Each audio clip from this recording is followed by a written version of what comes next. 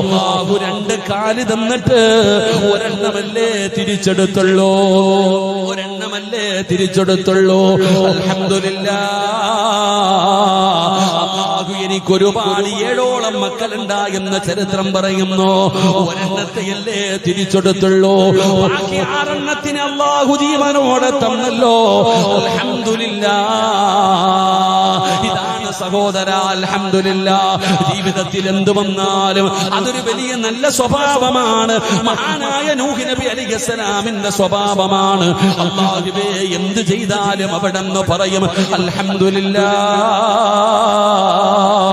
അല്ലാഹുവിനെ സ്തുതിക്കുന്ന ഒരു പ്രവാചകനാണ് നൂഹ് നബി അലൈഹിസ്സലാം.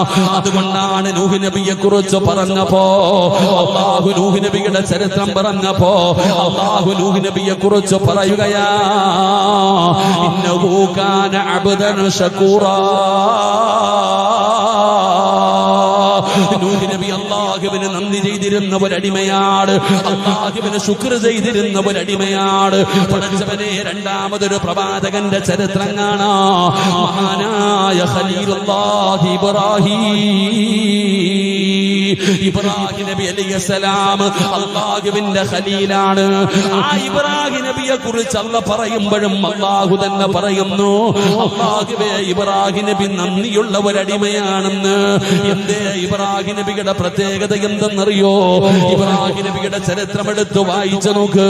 പടച്ചവനെ ഇബ്രാഹിം നബിക്ക് ഒറ്റയ്ക്കിരുന്ന് ഭക്ഷണം കഴിക്കുന്നത് ഇഷ്ടമല്ല. ഇബ്രാഹിം നബി അലൈഹിസ്സലാമിന് ഒറ്റയ്ക്കിരുന്ന് ഭക്ഷണം കഴിക്കുന്നത് ഇഷ്ടമല്ല. എപ്പോഴും ആരെങ്കിലും കൂടെ വേണം സഹോദരാ. ഒരു പാവപ്പെട്ടവനെങ്കിലും കൂടെ ഇല്ലാതെ ഇബ്രാഹിം നബി ഭക്ഷണം കഴിക്കാറില്ല.